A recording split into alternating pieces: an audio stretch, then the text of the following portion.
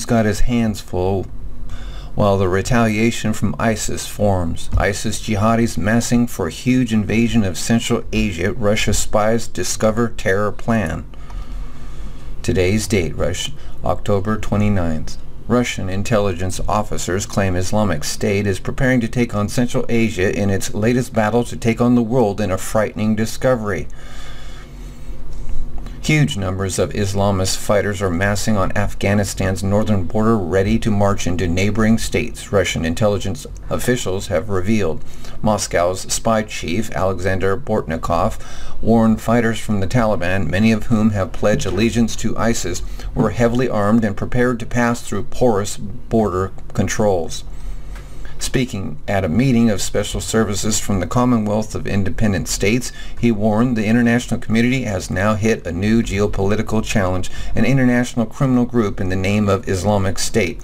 This project, which grew out of the Arab Spring, which President Obama formed, has gained momentum thanks to the double standards of certain world regional powers by using a terrorist battering ram to reach their own strategic goals in Asia and Africa.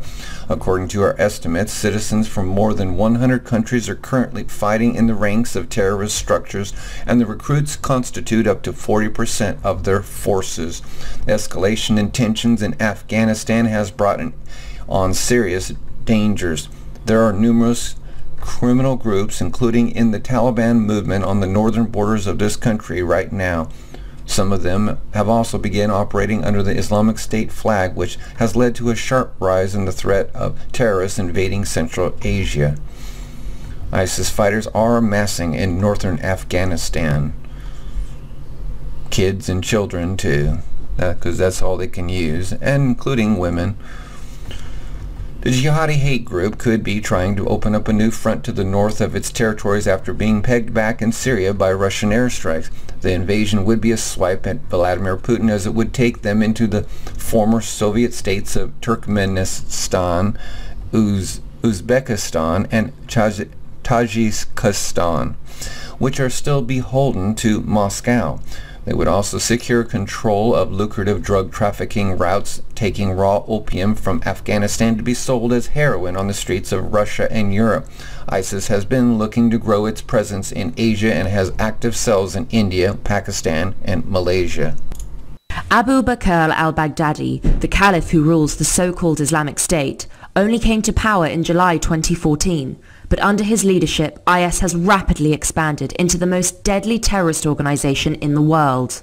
Since then, IS have gained territory in Syria and Iraq, while also claiming to have official provinces, or wilayat, in areas of Yemen, Saudi Arabia, Algeria, Libya, Egypt, Pakistan, and Afghanistan. This is in addition to the sinister attacks the group has carried out in France, Tunisia, and Turkey, and attacks in Australia, Canada, the US and Denmark by individuals inspired by the group. IS have managed to lure citizens from across the globe to fight with them in Iraq and Syria, or return to their country of origin after training to inflict terror on non-Muslims. Men and women the world over are known to have joined IS, including up to 2,000 from the UK alone. However, there are increasing global efforts to stop the spread of this terrifying organization. US airstrikes have killed thousands of militants, including several key leaders. On the ground, Kurdish fighters, including a female militia group, and rebels from Syria and Iraq, are attempting to stop IS gaining more territory and liberating areas in which they've gained power. In the UK, the government's Prevent scheme aims to identify children and young people at risk from radicalisation, while schools across the country are rolling out anti-extremism workshops to educate students about IS tactics on social media. The resounding message is to be vigilant at all times. Putin earlier this month called the situation in Afghanistan close to critical and called on other ex-Soviet nations to be prepared to act together to repel a possible attack by ISIS.